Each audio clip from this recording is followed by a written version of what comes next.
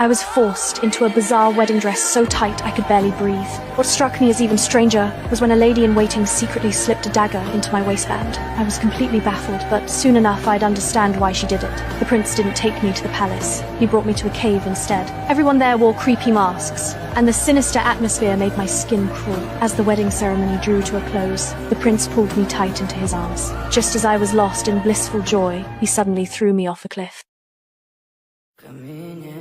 Lucky for me, the valley below was thick with branches and vines that saved my life. When I came to, I screamed for help in fury and panic, but my cries accidentally woke a dragon sleeping at the bottom of the cliff. It breathed fire, trying to burn me alive, so I ran like hell and barely made it into a cave, but my ankle got tangled in dead branches. As the second wave of flames closed in, I fought desperately to break free, escaping with just a few burns on my skin. To survive, I used the dagger to cut my wedding dress into strips, bandaged my wounds, then lit the firestone in my necklace and ventured bravely into the darkness of the valley. Luck seemed to be on my side. I soon found melting icicles and tilted my head back to let the water drip into my mouth, then slowly closed my eyes from exhaustion, completely unaware that danger was creeping closer. When I opened my eyes again, those icicles had turned into raging flames. I quickly retreated into the cave, dodging the dragon's attack once more. This close call actually led me to discover an exit to the outside world. Though the cave walls were covered with razor-sharp crystals, my will to survive drove me on. I tore more strips from my dress, braided them into a rope, and started climbing with grim determination. Just when I thought I was home free, the dragon roared from the valley below. Startled, I lost my footing and nearly plummeted to the bottom. By sheer luck, my crown caught on a crystal, leaving me dangling in midair,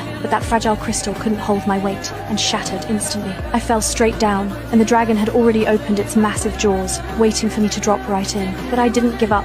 With my last ounce of strength, I hooked my crown onto the rock wall again. In this desperate moment, I found incredible strength, climbing furiously until I finally reached the cave entrance. But my hope was instantly crushed. Outside the cave was nothing but a steep cliff. Seeing villagers passing far below, I waved frantically and screamed for help, but they couldn't hear me. Instead, my movements just caught the dragon's attention. The warning marks on the cave walls and the scattered bones all around seemed to silently scream, "There's no way out." Just as I